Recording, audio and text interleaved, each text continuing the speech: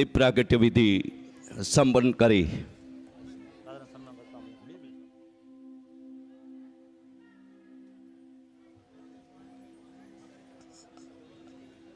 દીપ પ્રાગટ્ય વિધિ સંપન્ન કરી બધા જ મહેમાનો યથાયોગ્ય પોતાનું સ્થાન લેશે।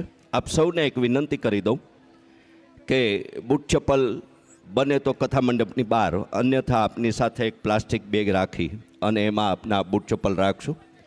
આપની કિંમતી ચીજ વસ્તુ, મોબાઈલ, કિંમતી ચીજ વસ્તુમાં આપનું બાળક પણ આવે, જેથી એમને પણ કાળજીપૂર્વક સાચવજો।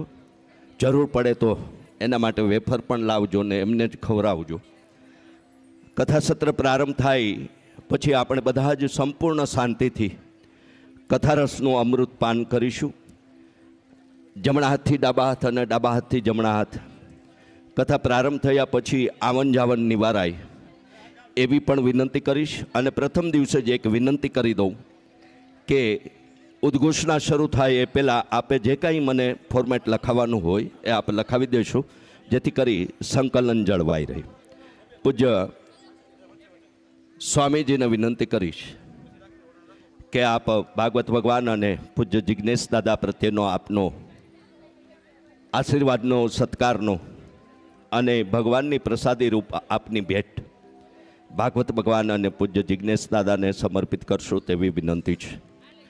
વ્યવસ્થાપકોને પણ, સ્વયંસેવકોને પણ ખાસ વિનંતી છે કે કથા સત્ર પ્રારંભ થયા પછી આપણે જ્યાં ક્યાંય આપણું કામ હોય ત્યાં આપણે આપણું સ્થાન લઈ લઈશું।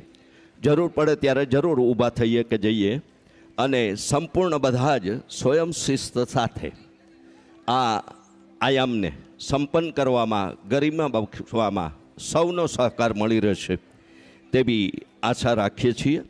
પૂજ્ય સ્વામી રામસ્વામી કપિલ સ્વામીને વિનંતી કરીશ કે તેમના રૂડા મંગલ આશીર્વાદ આજના વાપીના આંગણે પ્રારંભિત થતા આ ભાગવત સ્વામીજી આપના શબ્દોચિત રૂડા મંગલ આશીર્વાદ માટે માફ કરશો મને। ફરી આપને હું પ્રાર્થના સાથે વિનંતી કરીશ કે આપની દિવ્ય વાણીથી અમને સૌને આશીર્વાદરૂપ, મંગલ આશીર્વાદરૂપ આપની વાણીથી પ્રેરિત કરશો। બહેનોને વિનંતી કરું સ્વામીજીને ઝડપથી કથામંચ પર આવવા દેશો અને જેમની પણ નામની ઉદ્ઘોષણા થાય એ જ કથામંચ પર આવવાનો આગ્રહ રાખશે અને વ્યવસ્થાપકો પણ એ રીતેની વ્યવસ્થા જાળવશે એવી આજે જ હું આપ સૌને વિનંતી સાથે ધ્યાન દોરી દઉં। પૂજ્ય સ્વામી।